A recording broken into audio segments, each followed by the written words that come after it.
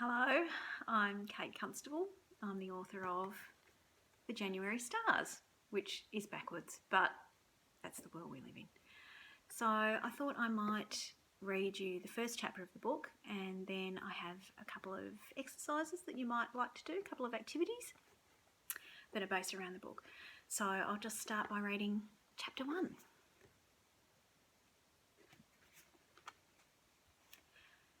Even if Clancy had heard the phone ring, she wouldn't have answered it. Clancy didn't like talking to strangers, especially not on the phone. So the message sat blinking on the machine for a whole day before Harriet, Clancy's mother, discovered it. And then all hell broke loose. "But you must have heard the phone," said Harriet. "I didn't," insisted Clancy. "No one rings landlines anymore. She probably thought it was a scammer," said her younger brother, Bruno, helpfully.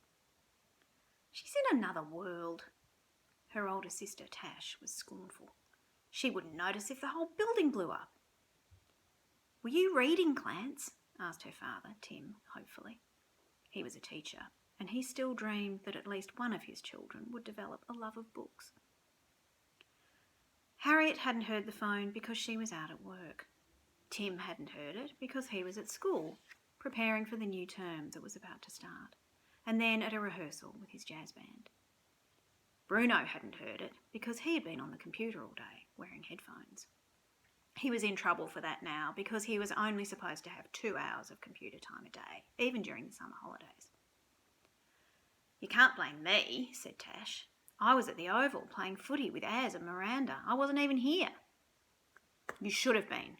Harriet glared at Tash over the rims of her red spectacles, the ones she wore in court to make witnesses feel uncomfortable when she cross-examined them. "You know I don't like you going out and leaving the little ones alone when your father and I aren't home." "Nine's not little," protested Bruno. "It's virtually double figures." "Clancy's old enough to be in charge, isn't she?" said Tim mildly. "She's starting high school in a couple of weeks." 4 weeks and 3 days. Clancy gave her father a reproachful look. She was trying not to think about high school until she absolutely had to. "This is so unfair," cried Tash. "I'm the one who's out in the fresh air doing physical exercise, and I'm the one who gets yelled at." "Hey," said Tim, "no shouting at your mother." "I don't need you to defend me, thank you, Tim," said Harriet crisply. Clancy's stomach churned.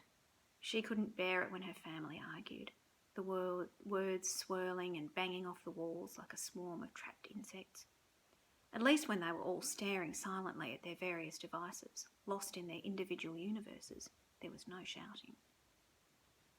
Then Harriet turned on her. "Tell me the truth, Clancy. You heard the phone ring, but you were too scared to answer it, weren't you? For God's sake, you should have grown out of that by now." "I didn't hear it," faltered Clancy. "I was thinking." Tash rolled her eyes. Bruno burst into unkind laughter. Even Tim shook his head. Clancy felt her face burn. Why hadn't she just said she was reading? Then at least Dad would have stuck up for her. But it was true, she really had been thinking.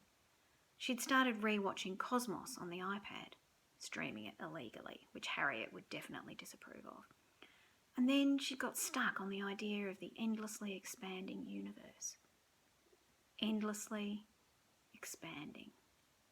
All those stars, all those galaxies, rushing away from each other into the cold, silent, empty dark. Everything falling apart, forever. Energy leaking away into nothing. Order collapsing into chaos, inevitably, irreversibly. This process, Neil deGrasse Tyson informed her, was called entropy, and it was Clancy's new, least favourite idea. But Harriet would never understand that Clancy hadn't picked up the phone because she was worrying about entropy. The call had been from their Uncle Mark. Clancy couldn't remember the last time she'd seen him, except in photographs and at Nan's funeral. But he was Tim's brother, and he was in trouble. Mark had always been wild, but never as wild as this. "I didn't even know he was in New Zealand," said Tash. "No one did," murmured Tim. Bruno bounced on the couch. "Is Mark going to jail? Are we related to a criminal?" Clancy asked cautiously. "So what has he done exactly?" "He broke into a zoo and let all the animals out." Tash folded her arms. "So juvenile." "It was an aviary and he released the birds," said Tim. "Some kind of environmental protest. Something about endangered wetlands. He meant well." "There was property damage too," said Harriet. "Extensive property damage, allegedly." "No one was hurt," said Tim. "Don't make it sound worse than it is." Harriet snorted. "He's been arrested. How much worse do you want it to be?" And that's the end of chapter 1. So without giving you too many spoilers, I'll tell you that Clancy and Tash end up staying with their aunt, Polly, and they end up, through various accidents, running away with their grandfather, who lives in an old people's home. And they go on a bit of a trip with Pa, and they're trying to find him somewhere better to live. So, without giving anything more away, I've thought of a couple of activities that you might like to do that are kind of related to the book. So, the first one is, it's about communication. And Clash, I knew I was going to do that eventually. Clancy and Tash's grandfather in the book has a condition called aphasia, which means that he's had a stroke and he's lost the ability to speak. And he's also lost the ability to write. So he can only say a couple of words. He can say yes and no and bugger. So they're the only words that he has, and if he wants to communicate anything else, he has to find another way of telling people what it is that he's trying to say. So I thought you could try for a challenge, like maybe not for a whole day, maybe for an hour, maybe just for half an hour, seeing how you go, trying to get by without speaking and without writing anything down. So if you want to tell someone something, you've got to find another way of doing it. So there are some people with aphasia use signs and gestures to try and indicate what it is they're trying to say. Some people draw things. That can be a good way of getting your message across. And some people just kind of act things out,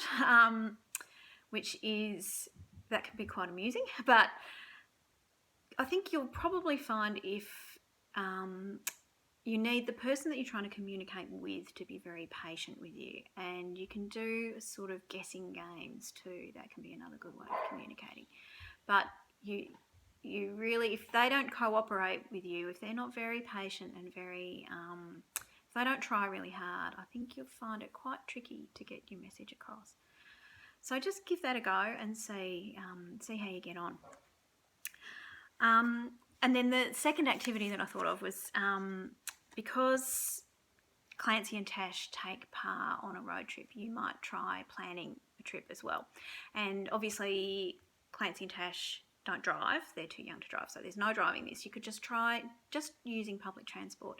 There are lots of apps that can help you kind of plan out journeys, but it might be fun to, say, pick out 3 places on the map and then try and work out how you can get from one to the other as fast as possible, just using public transport. So, see how you go with that. See if you can do like a round trip in a day, and see how you get on. So that might be a fun thing to do. So just plan a journey. And the last activity that I thought of is a writing exercise, and it's quite a simple one. And it is to write a poem, a short poem, and the first line. No, wait a minute. Each line has to begin with one of the following letters. So T, W, I, N, K, L, E. It's twinkle. So I've written it down, but it's probably going to be backwards. Yeah, it is backwards.